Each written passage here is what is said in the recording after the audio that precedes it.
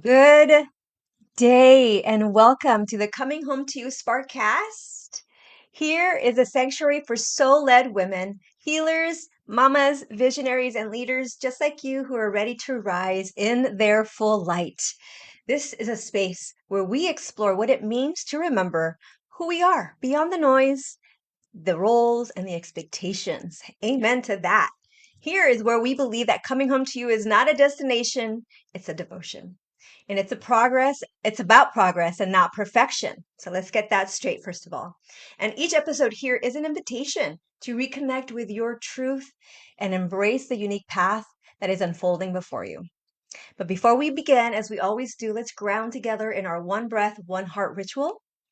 Wherever you are, take a moment to soften your shoulders, soften into this space, feel yourself sitting, your feet planted on the ground. One hand on your heart, the other in your womb, in your stomach. Take a slow, deep inhale through your nose. Feel your stomach, your lower abdomen fill up. Hold it for 2, 3, 4. And as you slowly exhale, feel yourself fully letting go and releasing anything that you're carrying in the space, anything that is holding you down. Take another deep breath in the nose. And when you hold it at the top here, I want you to add a joy spark moment of gratitude, something to be grateful for. Feel that gratitude expanding in your heart. And as you blow out, imagine that gratitude rippling out in front of you to the women here in the circle today, out in the world, who can use a little extra gratitude in their day. And in this space of gratitude, set your intention for how you'd like to show up, to be received, to be held in this space.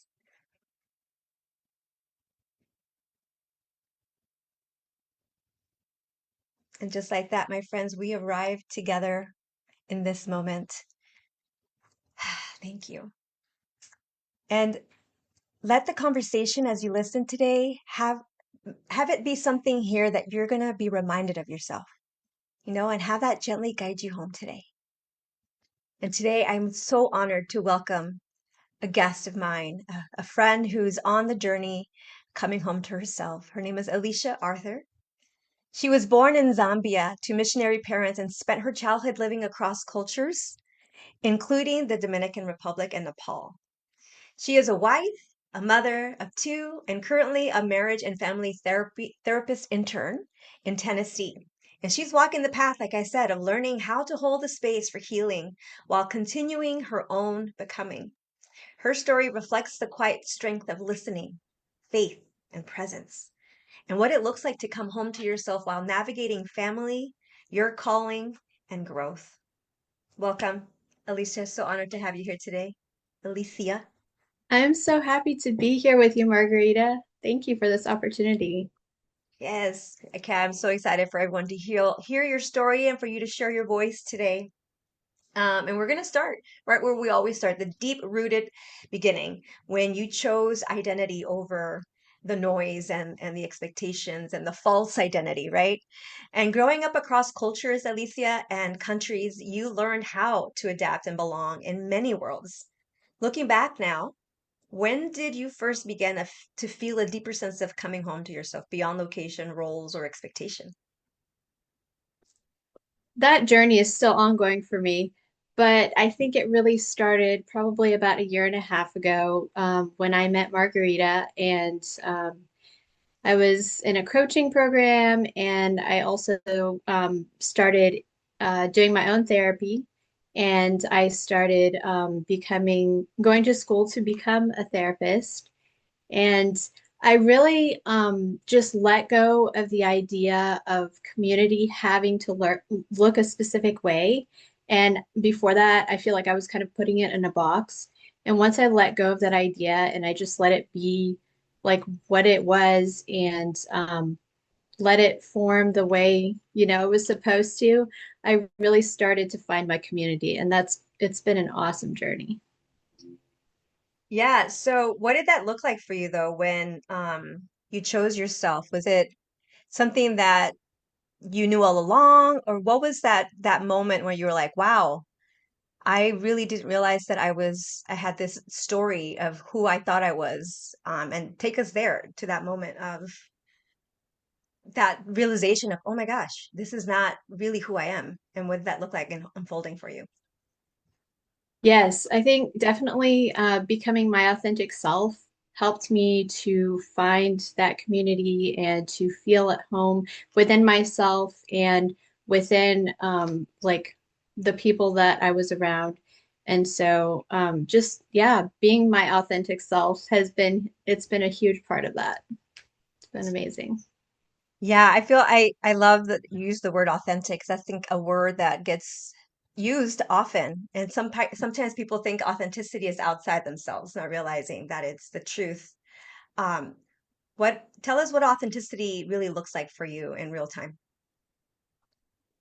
I think a lot of my life I wore masks and I thought that I had to be a certain way. I had to show up in a way that was for other people, and yeah, not really being myself. So it's something that I'm learning. It's a learning and growing process, but I definitely feel more myself now than I did in the past. So I'm Mm, very grateful for that.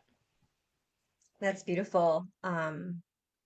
The importance of knowing who you are, I think, first of all, outside the roles and expectations, is so key on the journey. And then also, I think what's important is learning how to reframe those limiting thoughts or beliefs that you had about yourself. And that's when we get into the rising spark. So, living a life shaped by faith and family and service can be a beautiful and also really complex life. What inner beliefs or patterns have you had to greatly or gently unlearn in order to trust your authentic self and your voice more fully? I think I struggled with like pe people pleasing a lot in my life and also not being taught not to trust my voice. And so that's something that I'm learning. I'm learning how to have boundaries for myself and I'm learning how to trust myself and how to use my voice. So those have been huge in yeah, just really coming to that like that growing process and that realization that um I don't have to hide myself and I don't I don't have to just trust other people outside of myself. Like I can trust myself too. So that's Hmm. been really awesome and beautiful. Self-trust, when you trust yourself, what does that open up for you? Freedom, Mhm. honestly. Um yeah, so much freedom. It's just like yeah, That's it's awesome. beautiful. Yeah. That's beautiful. So freedom is on the other side of trust. And when you have the freedom, you're able to conquer the world, it sounds like, right? Because you don't have, and I love what you talked about boundaries. It's so important to have Yes. boundaries. And oftentimes when you hear the word boundaries, people think of it being like walls to keep people out. And I love what Brene Brown says about this. And she talks about boundaries being treating yourself with the same self-respect as you treat others. And I think that was a beautiful way Hmm. to think of it. Um, and it goes with the self-care, the self-love. It allows you the authenticity to trust to be yourself, right? Because you're like, well, Yeah. this is not working. These are my boundaries. And it must be hard for the people who used to having you a certain way, and now all of a sudden you're showing up with boundaries. Has that been a challenge for you in any way? It has been. It's definitely been a learning and growing experience. There have been growth pains along the way, but I'm also realizing that, you know, people who like you put your boundaries in place, right? And the people who really love you, care about you, and respect you, like they're going to respect those boundaries. And so it's also showing me like who I want to keep in my life and like who's a real friend. So that's been really helpful to learn that. That's beautiful. And it's hard at the same time, but when you realize that those people are not, if they're not going to respect your boundaries, there are people who are not going to respect you in any way. So I love that you setting your boundaries for yourself has really brought clarity. For how much of your, because we give so much of ourselves to everybody as women innately, I think, being like an innate nurturer energy. And so I think it's so important when you're on this journey, which can seem daunting and lonely, this healing journey. um it's important to surround yourself with the people who are going to support you, and I love that you have that clarity. And I think it's also, earlier you mentioned how getting in a container with people who are like-minded, who are on the journey, really supported you. Do you still find yourself having mentors or people in your life that help you along your journey, or you I stay connected do. with people like me in the group that you call often? And Yes, I do. Absolutely. And that has been such a support system for me. And I've learned so much about myself. I've learned how to be a stronger person. I've learned so much from others, and it's really about like learning together and from each other. And that's beautiful. that is beautiful. um Yeah, and I so that's one of the sacred tools that we have to our disposal, is this community of leaders in the world who are taking themselves on and being a loving interruption to, and not being enrolled in our smallness. I think is one of the beautiful things that they say sometimes, that my coach says to me, I'm just not enrolled in your smallness. You're Yeah. bigger than that.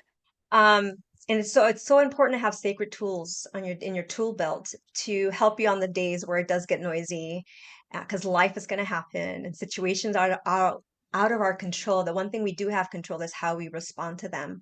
So as you Mhm. move through your therapy internship, your motherhood, your marriage, what are some of the practices? Maybe they're spiritual, emotional, or even embodied, that help you stay grounded and present when life feels uncertain at times. I've really been enjoying learning more about like different somatic therapies. It's really about grounding and like feeling sensations in your body. And it's also about like moving your body, movement, and just, yeah, just allowing yourself to feel. And I think that was maybe one of the pieces that I was missing before in the past. And so just really like embodying the human experience and learning to, love myself, like it's been really helpful. Oh my gosh, I got chills when you said learning to love yourself. Um, I And think I that was think one of the, go ahead. all of myself too, and so kind of like shadow work, I've been enjoying that as well. Like every part of myself, not just like the pretty parts or whatever, it's like even the darker parts, learning to embrace and love all of it. Yeah, without the shadow, we can't express in our light, right? If Yes. we're not willing to look in it. And I think a lot of people get scared. And one of the things I learned too is that you don't have to look at it with a negative judgment lens. I think what it helped Mhm. me was to see it neutral. Is that how when you do that shadow work, how did it support you? And take us through the process of how you do it. Absolutely. I think I'd like to kind of look at maybe because, people think of like negative emotions or positive emotions or whatever. I like to kind of like look at maybe the positive side of quote negative emotions because those can help us. And like anger, for example, anger often shows us when a boundary has been crossed or when an injustice has been done, and it's a very valid emotion and we need to obviously allow ourselves to feel it. And then also I think quote positive emotions can have downsides as well. So I think Mhm. just kind of seeing that, like you said, the neutrality of all of those. um it's not really negative or positive. They're just, our different emotions are messages. They're telling us things. So just figuring out what they're trying to tell us. And it sounds like so much freedom in that. Yes. Freedom to explore, freedom to get curious, Um, I think there was a moment when I felt that I was learning to fall in love with myself again for the first Mm-hmm. time, even. And it was a very emotional moment for me because I was like, man, I stopped looking for the evidence of all the ways that I was broken, and I started looking for evidence of my greatness, and that really supported me, and just shifting that mindset of always being the negative. I think as a human, in human nature, we tend to always look at what's not working and what can Mm-hmm. improve. And I think it's important to start seeing all the gifts that we have and who we are. Um, yeah, I'm just think that's why it's so important to have community Mm-hmm. surrounding you who are always going to not get.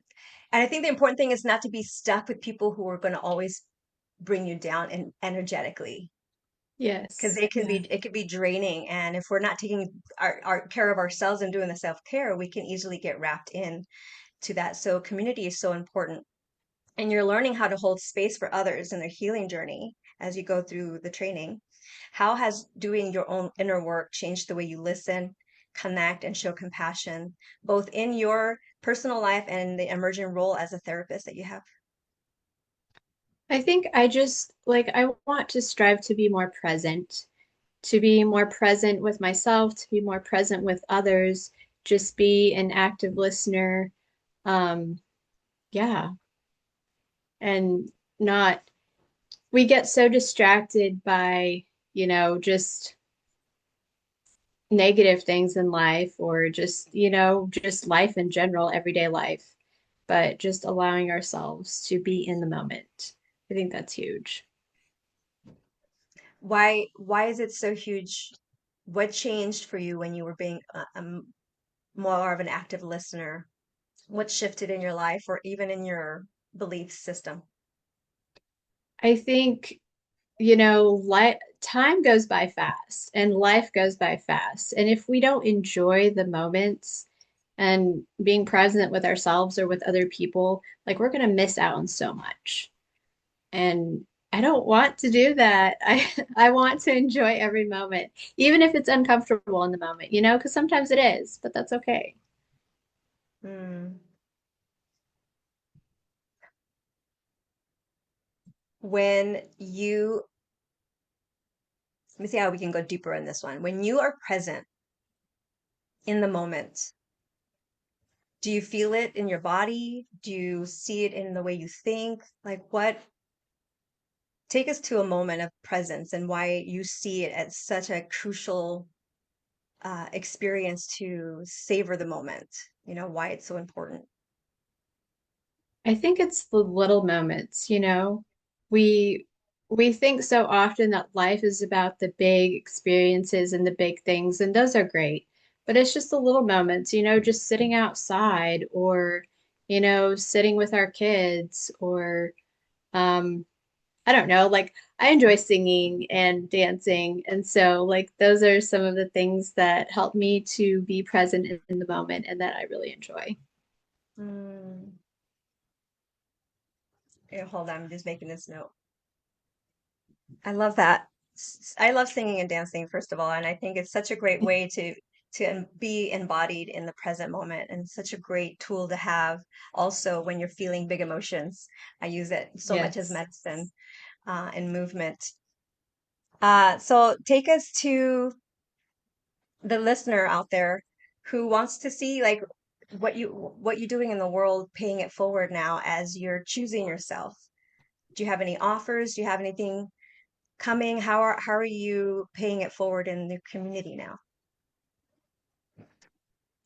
I think as we go into the new year, like I'm really thinking about how I want to live my life. And I just want to fully embrace being human.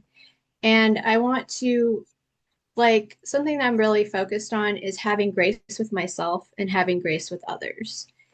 And, I think sometimes we're so rigid and, um, yeah, just having more grace and being more human and obviously, as I continue my education journey and like seeing clients and stuff, I want to sit with them in that.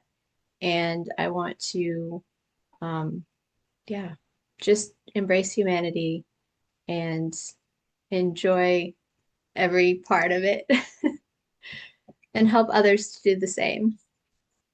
You have such a beautiful heart and soul. And it's one of the things I find myself saying a lot is like, if you want to slow down time, the one way to do it is to be present in the moment. That's where time slows. And it feels Yes. eternal because when you're soaking everything in and every little particle and experience and moment, and I love that you really presenced it being it's the small moments that really add up and are the collective of the experience over the big moments. And I think we get to celebrate the little moments in life, because it's those moments that is the journey. Yes. In those small moments, it's really how life plays out. And now that you're choosing yourself and you're having the boundaries, how have you seen it shifting with your children and your relationship with them and how they show up for you? Have you seen any shift? Yes, I think so. Yeah, I think the more grounded I am and the more calm I am, obviously that's going to, translate to them and affect them. So I definitely want that to cross over for them. I do feel like I have a really good relationship with them. I try to, keep communication open and invite them to share and talk to me about like whatever they're going through at school or with friends or just questions they have or um, like things they have to share about life and the things they're learning. So it's awesome to be on this journey with them and to hear all the things that they're learning about life. That's another reason as moms to do the work. I think you hit it right on the nose when you said having grace with yourself and with others. Mhm. Everybody's on their journey and we don't know. And I think it's so easy. I was in a workshop yesterday and we were talking about things that drain our energy and there was so much people who were talking about people who are negative, people who complain. Mhm. Um, and it goes back to what I was saying earlier. It's takes more energy to be positive and to look at the positive side. But once you start and you see the benefits, it just becomes second nature and it just becomes easier. Yeah. And I think it's easier to be mean because it is. It's easier just to throw people away for something. It's so important to have grace. And that Mhm. was, I think, what helped me on my journey for healing. How big and crucial was grace for you in your journey? And I'm sure it sounds like you still practice grace often and the importance of when you mess up, why grace is so good to have in your back pocket. I think the harder we are on ourselves, the harder we tend to be on those around us. And so, like, it has to start with having grace with ourselves, right? And just being like, I am human. I do make mistakes and mess up sometimes, but I can learn from those and I can grow. And that's okay. Like, it doesn't make me a bad person if I mess up. And then carrying that same attitude, towards others, um, I think that helps a lot. It definitely helps a lot. If we could all just take one note from today, just have grace, have grace. So for the woman out there who's listening, who's felt connected to your story or your journey, what message of remembrance would you like to leave with her today on her journey to becoming? I would say allow life to flow, allow yourself to be human. Um, you are the best version of you when you are your authentic self. Like y- trying to be someone else, putting on a mask, it's not going to, like, it's going to be stressful for you and it's going to be stressful for the people around you.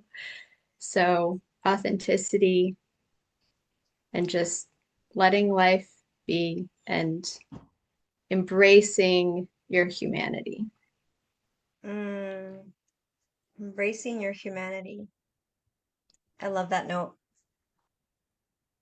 because we are perfectly imperfect as we are. That's right. Well, I just want to thank you so much again. That was the last of the questions, and I just want to say thank you so much for being here and for sharing your story. And you make it look so simple and easy, and I know it isn't, and I know it's a journey, and I know It it can is. look it can look any way that you want it to look, but giving yourself grace and being curious and being neutral are the big keys that I hear are supporting you on this journey. So thank you for Yes. being here. So Thank sisters, you as for we having me. close, yay. So as we close this beautiful conversation with Alicia Arthur today, let this be your reminder to trust your voice and stop abandoning yourself. You don't have to hide who you are. You don't have to people please either your way into belonging. I think we often do that too much. And authenticity is not something you earn, it's something that you remember. Healing begins when you allow yourself to feel, to move the emotions through your body, and to meet your shadow with neutrality instead of judgment, and to discover the hidden wisdom inside you once labeled as negative. Movement that heals. Presence grounds you. Listening deeply to yourself and to others really reconnects you to the richness of being alive. So create the boundaries that honor your truth. Do the things you love that bring you fully into the moment. Savor the human experience. Have grace with yourself and learn, grow, and soften into who you're becoming. When you trust yourself, life flows. And when life flows, you remember how deeply worthy you've always been. And sisters, you don't need to become someone new. You only need to allow yourself to be fully, unapologetically, perfectly, and perfectly you. If this conversation sparks something within you, perhaps you felt seen, heard, or simply not alone, I ask you to share this and subscribe to our channel so the content can reach more of the women out there who still feel alone and who need a reminder that healing is possible. And remember, stay on the path, keep rising, keep shining, and keep coming home to yourself because you are worthy exactly as you are. And you are not behind, you're just on time. I am your host, Margarita Rose, today with the beautiful Alicia Arthur. We'll see you next week, same time and same Spark channel.